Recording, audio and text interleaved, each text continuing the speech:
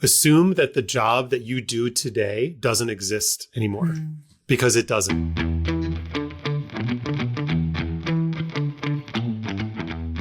Hello, beautiful humans and fellow trailblazers. It's Michele Phillips with another episode of Write Your Outcome.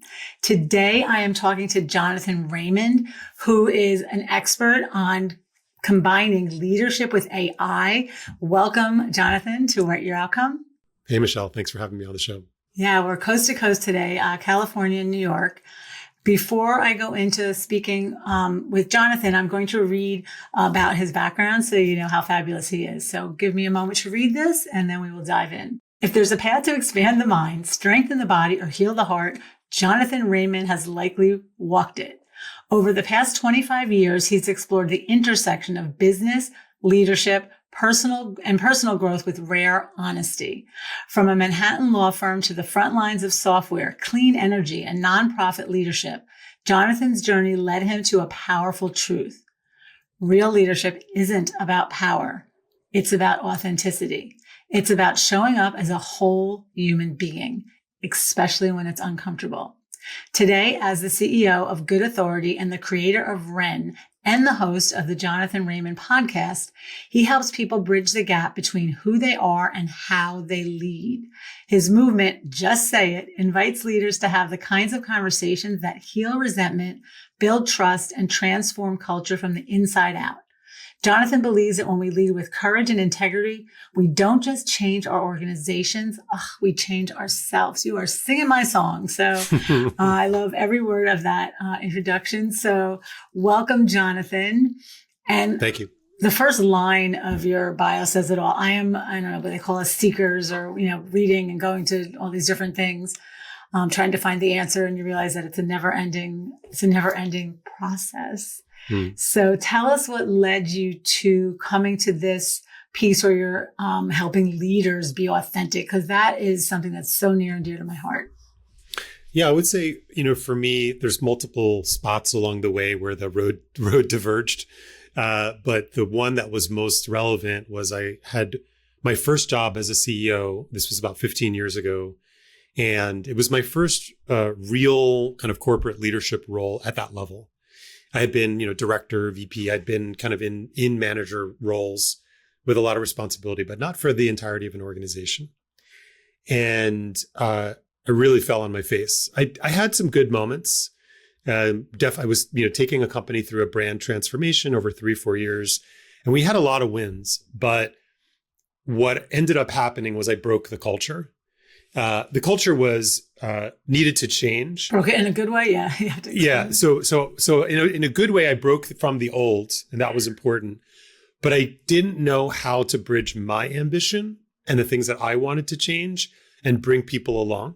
And I thought I was being a good coach. I thought I was developing people, but there was a disconnect between my self-perception of how I was operating as a leader and the actual impact that I was having.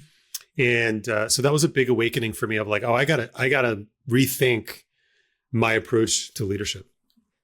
So you have this aha moment, and you said it was a failure. I'm sure it was a lesson more than a failure. But so you have this aha moment, which first of all, what even brought you to that? Because so many people will just keep saying, it's not me, it's them. And if they could get it right, and it's so easy to point fingers.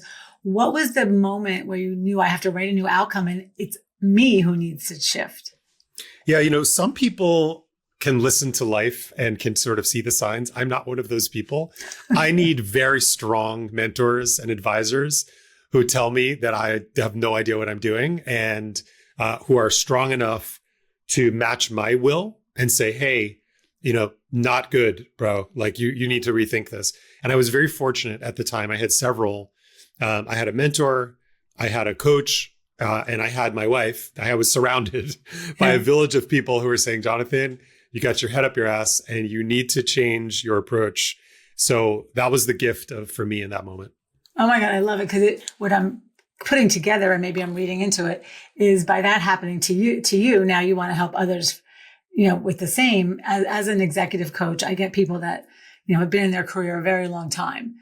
And the leader will call me and say, we'd like you to coach so-and-so. And because he's doing this, this, and this. And I said, well, have you told him? Oh, no, we haven't told him. We're waiting for you to tell him. Yeah, so, exactly. yeah. So now you have these great people that really cared for you, cared for your well-being.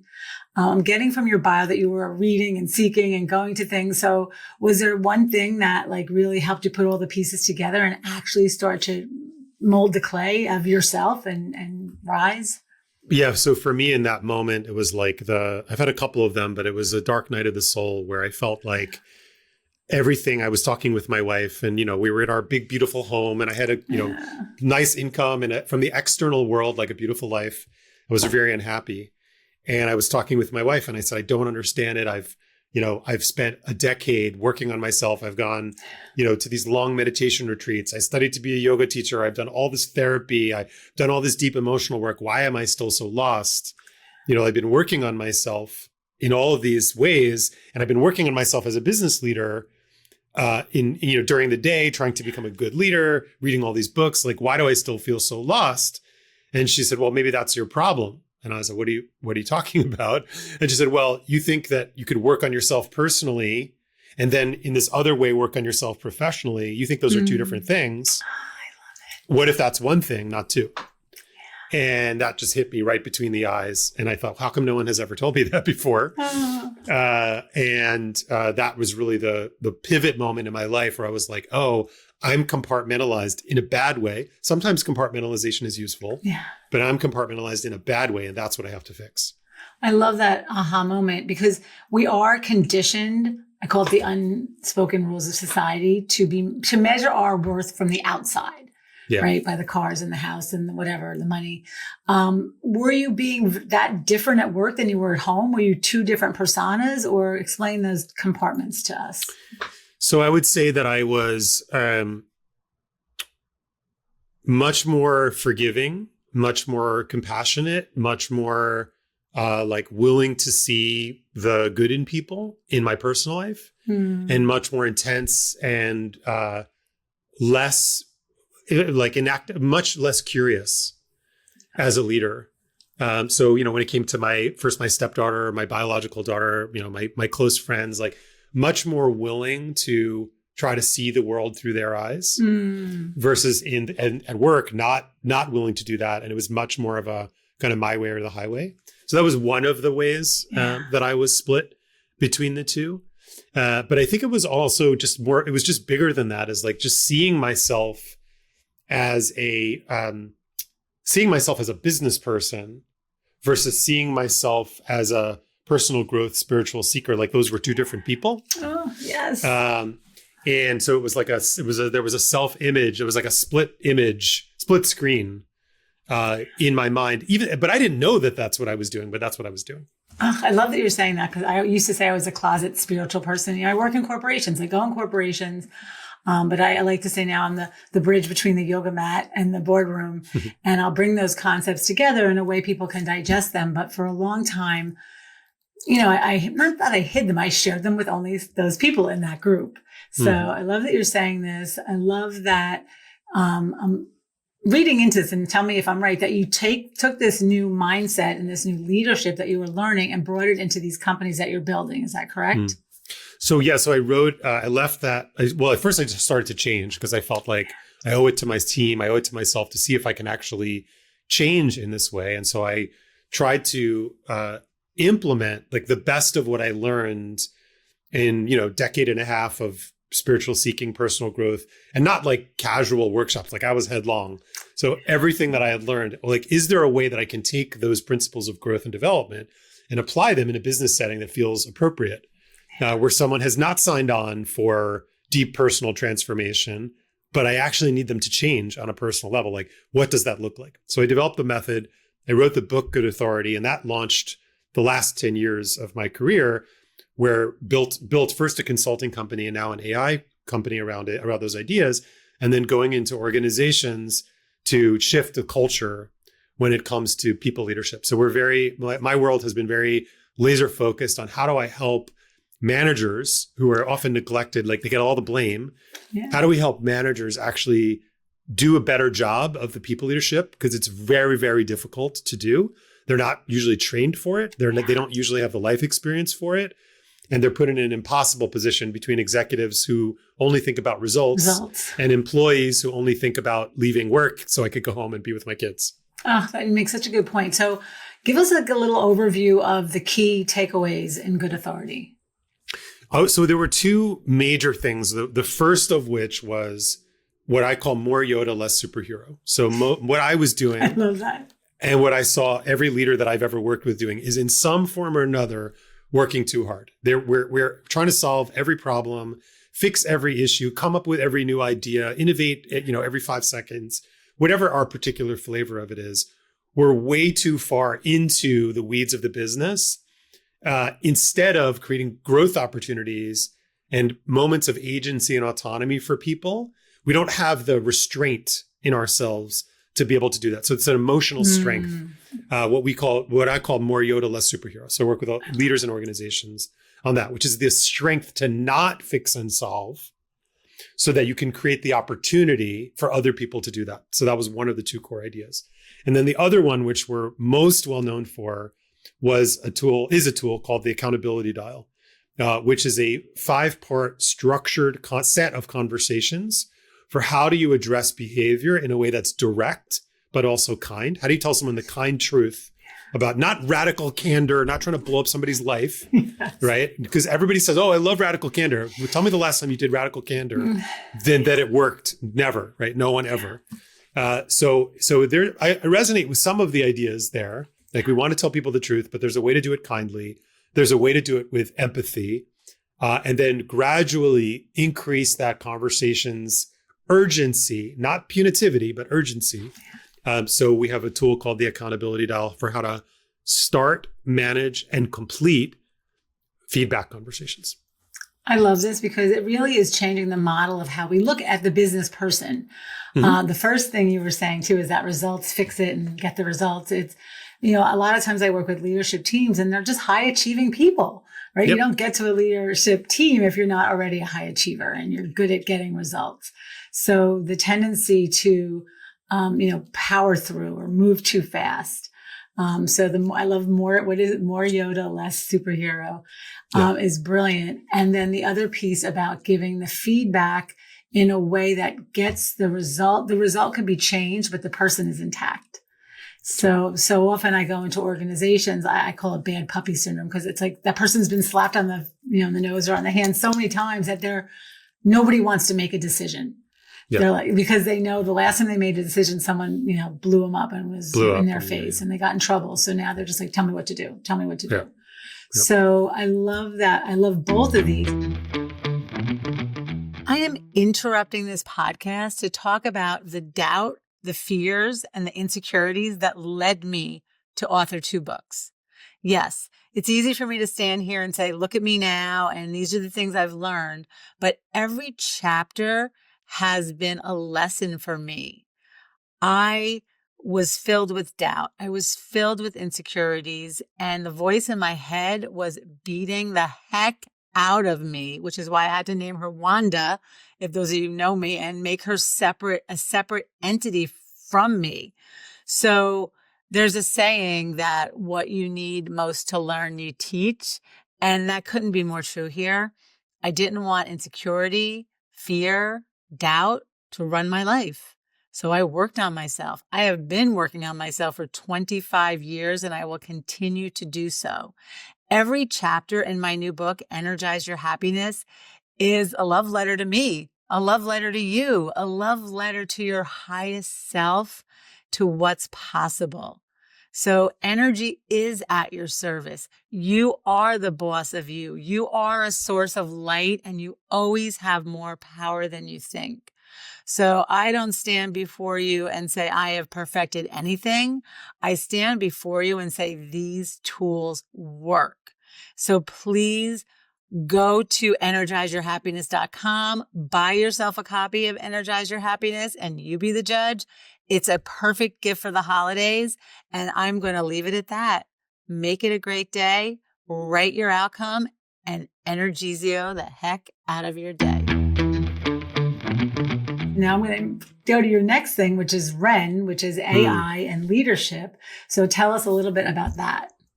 Yeah. So what happened for me is, whether it's, hubris or narcissism or whatever, is I was never satisfied as an executive coach. So I work with a couple of people at a time, but it's not in my MO. Like if I'm asked to coach 20 or 25 people at a time, it's very draining for me. Like I never wanted to be a coach in that sense. So I like working with a couple of people, but what I really like to do is work with an organization.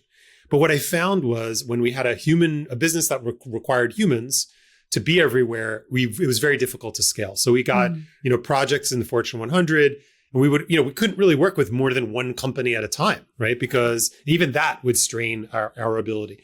So when the OpenAI sort of window opened, I thought, oh, there's my opportunity.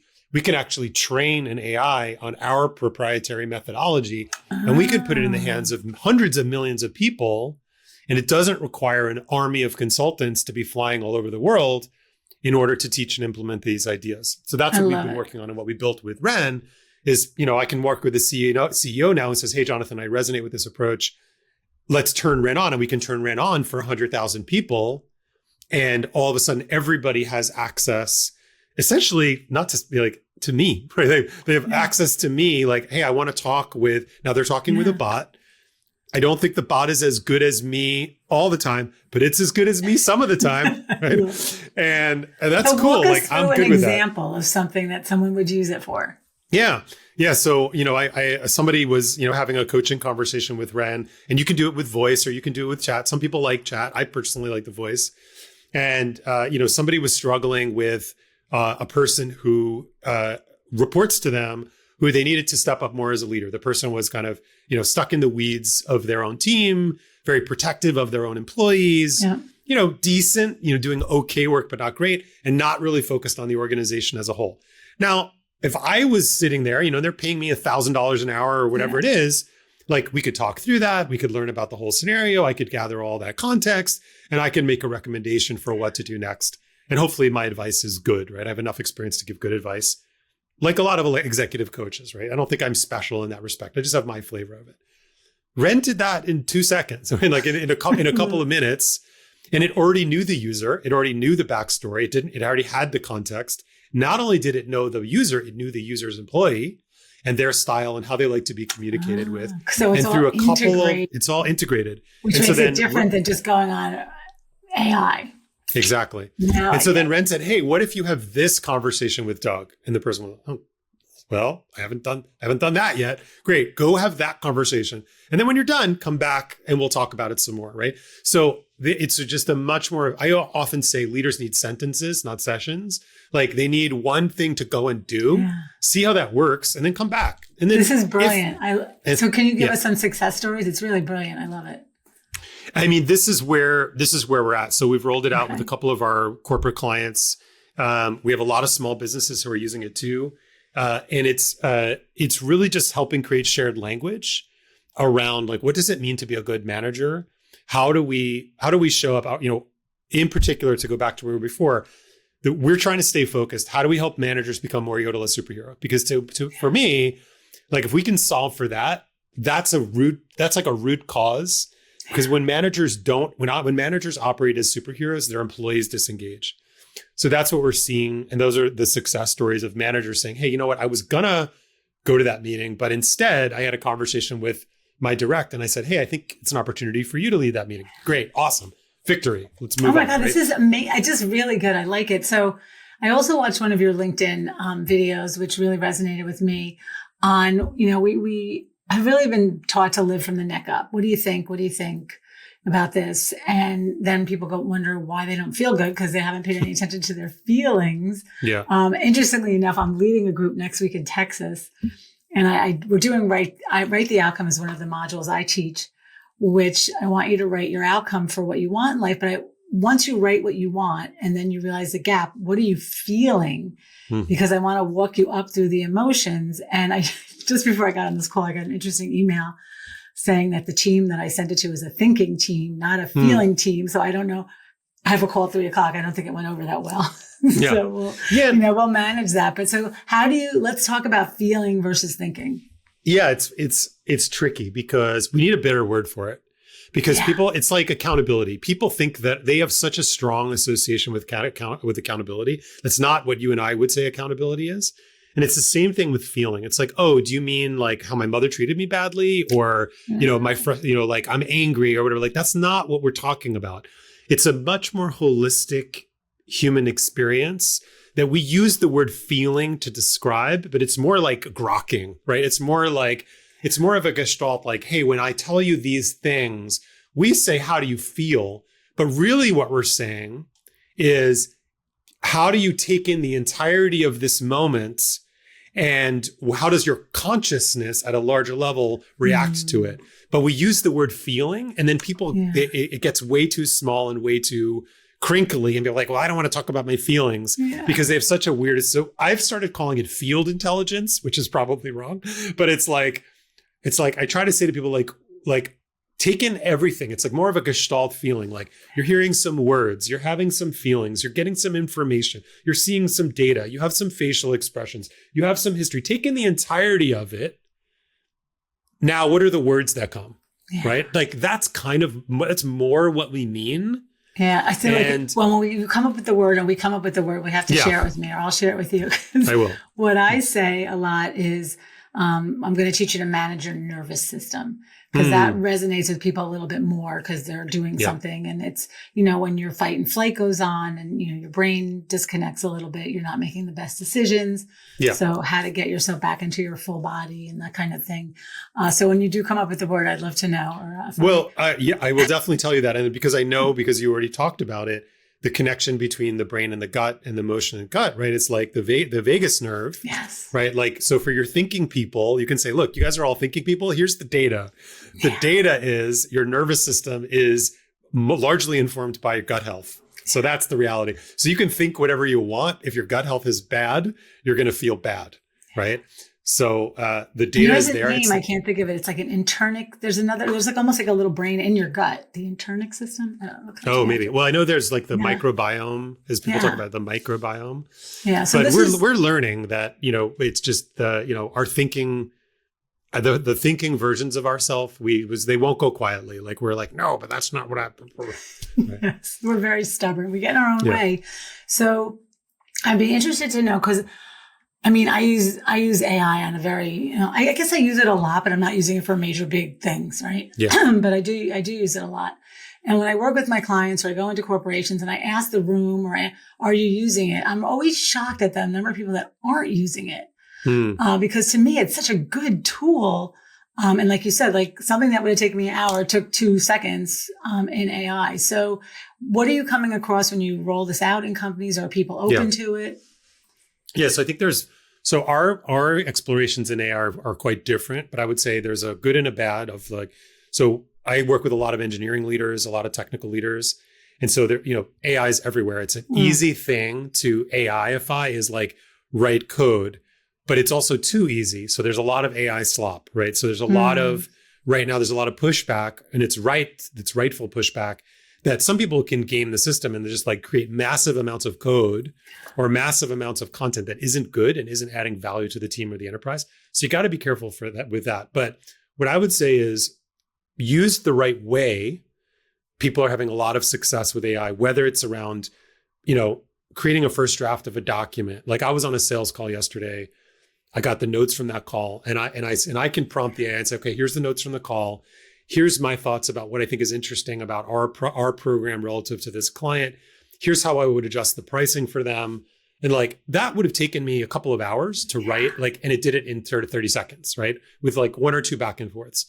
So I think as a thinking partner, not as a do it for me, right? Yes. But as a thinking partner, here's what I think about that. But you have to engage with it, right? Yes. And this is the skill that I think people are very lazy. Most people are very lazy. And like, if you rely on the AI to do it for you, you're going to be disappointed. But if you give a little bit of effort, you're going to be amazed. Yeah. But if it's like people say like, oh, well, I asked the AI to do this and I didn't like it. Okay. Did you tell the AI that? Right? Exactly. Like, oh no, like say, hey, no, that wasn't good. That's too polished. I want it to feel more raw. Redo it. Great. great. But you don't even have to be nice, right? You don't have to be like, you don't have to be I named polite. my AI Al, so we have a good, Al is my AI and we have a good relationship. You can say please and thank you, but it doesn't really care. It doesn't matter. But he knows how to talk in my voice now. So exactly. I'll say, can you make it sound more like me or make it more playful? Yes. And it's a wonderful partner. And yes. I like what you're saying. And to anyone listening, you have to be discerning. You can't it's not to do your work. It's to help you save time. And then you take what it gives you and then you figure out what you need and you customize it to your own needs.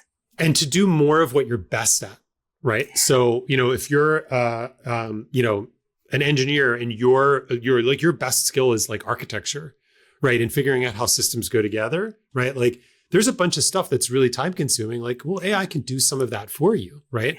And it's the same thing with anybody in any position of leadership. And that's like in our world is, we're creating a new sort of, you've heard of vibe coding, no, right?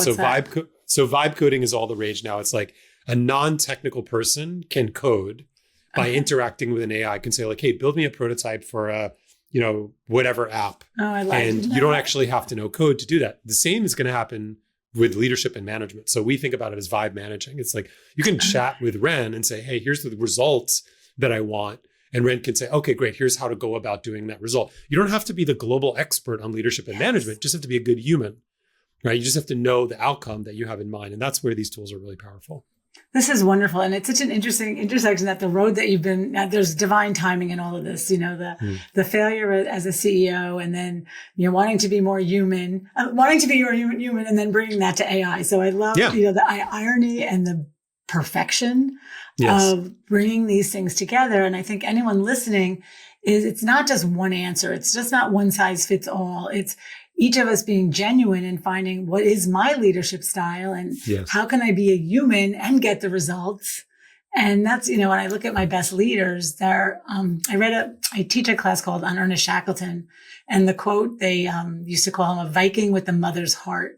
And I always love that quote because he was going to, he's a tough guy. He was going to get the job done, but you knew he cared about you.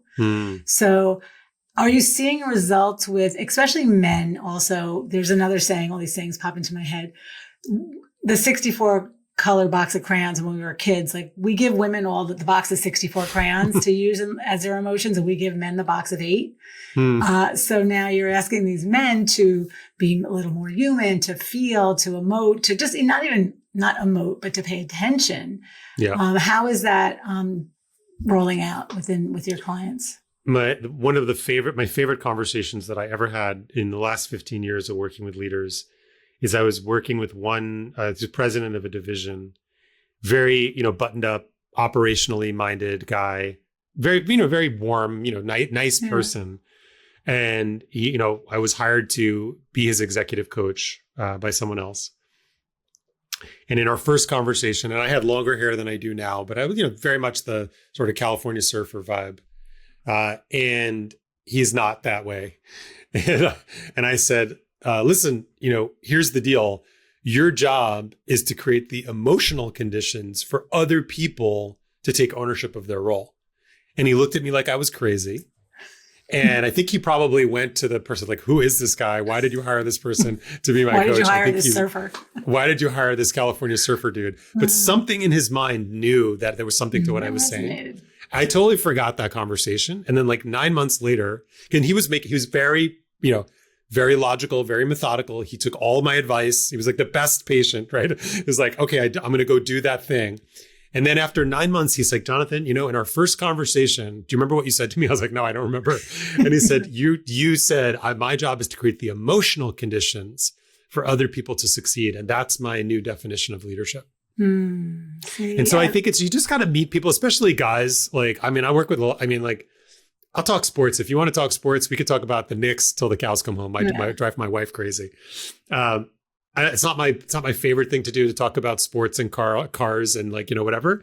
But if that's the doorway in, I'll meet people where they are. I am a very adaptive being. And I just, when I'm working with them, whatever is their interest, right? If it's a female leader, whatever they want to talk about, whatever someone wants to talk about, I'll go with you there.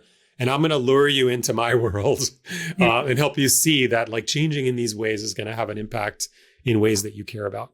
Oh, I like what you're saying too. It's connecting on their level. And then what you said to that man created resonance with his heart that made him say, let me look at this a little deeper.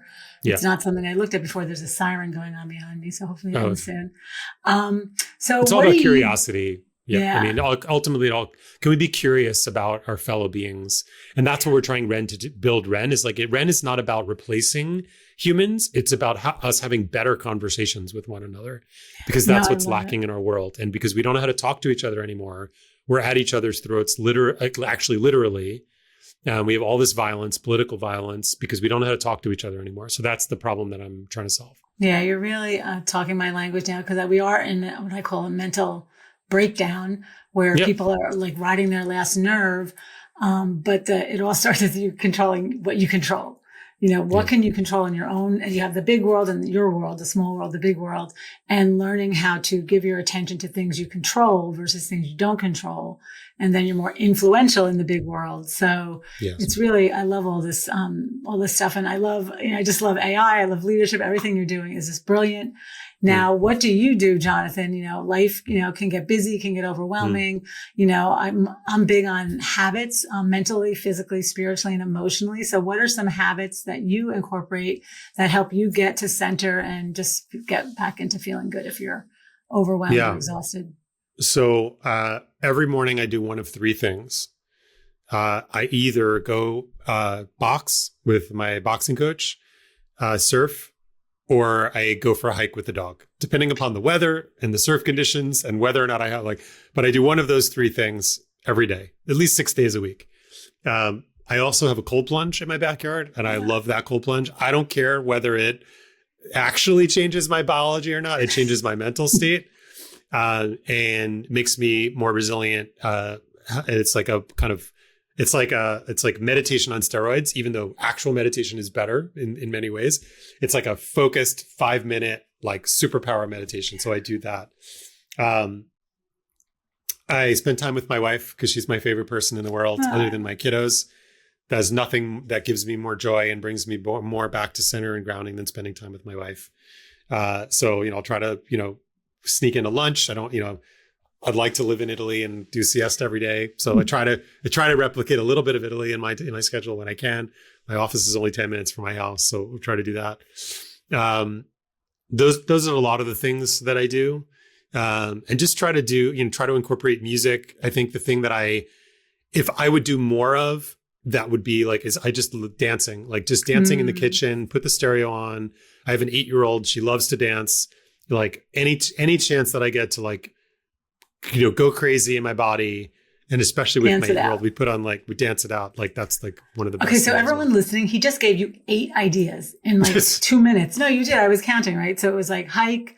I can't remember all the things that you said. You said all the boxing, going out with the dog.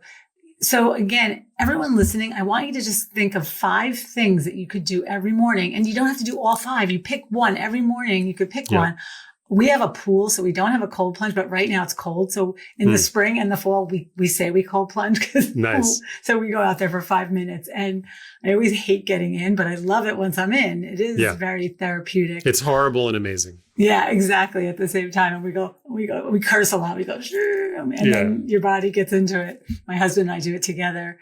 Great. But, so everyone listening, think of 5 things you could do. I live in New York. If it's above 32 degrees, you could go outside if you have the right clothes. You could go outside almost every day unless there's ice on the ground. So there's no excuses. And all of these things Jonathan's talking about are resets in your brain that help your brain work better and help you feel better. So I love that you just rattled them off like they were nothing. Can I give you one more that I think is really, it's the easiest thing in the world. Take off your shoes and put your feet on the ground. It even works with concrete. Right. If you live in an apartment building, you can, if you're worried about what everyone's looking like, once a day, take your shoes off and put them on the ground. Dirt, even better. Sand, even better. If you live near a beach, grass, put your feet on the ground. You will feel better instantly. Thank you for sharing these tips. And I think more corporate people or business people I have a grounding mat under my desk right now. My feet Awesome. are bare. But I also go outside. So it's all these tips that you're giving. And the Italy one was brilliant. It's, if you want to go to Spain, go eat, enchiladas for lunch in the park or something. So yeah, everybody has so much, you have so much, if you use your creativity, you have options. Yeah. And it makes you feel better. And then it makes you a better human when you go back to work. Or back to your desk. So this has been delightful. I can't wait to see what happens with Ren because it just sounds absolutely brilliant. Thank you. Tell us, before you tell us where people can find you, first tell us, is there any final words of wisdom you want to share with the listeners? I'm going to say this might sound scary, but it's not intended to be scary. It's intended to be empowering. Assume that the job that you do today doesn't exist anymore. Because it doesn't. It doesn't. Like 1 year from now, you might still have the same title. You might still be a CEO. You might still be a manager. But the job, the stuff that you're doing today is gone. Just assume that it's gone. And build yourself a new job description for what you think your job's going to entail.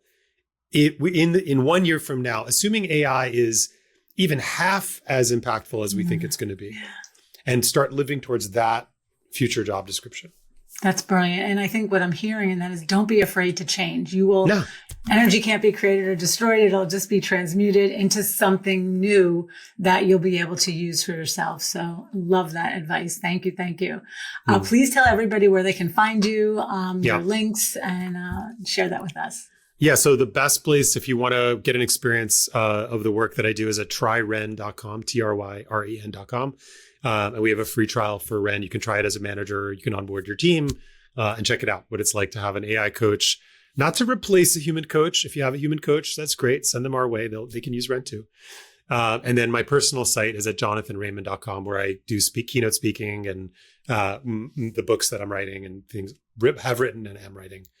More about that. My personal stuff is there. Thank you for the gifts you're bringing the world because these are really needed. We need to be more human at work. We need to work with AI. It's not going away. We need to reinvent ourselves. So you have given us so much wisdom today, and it was just a delight. So thank you for being on Write Your Outcome. Likewise. Thanks, Michele. Thank you, everyone. That is another episode. So turn off this podcast, write your outcome, and make it a great day. That's a wrap for today's episode of Write Your Outcome with me, Michele Phillips. If something sparked in you and you enjoyed this podcast, please don't forget to rate, review, and share it with someone who needs to hear this message. Let's keep these ripples going and make it a great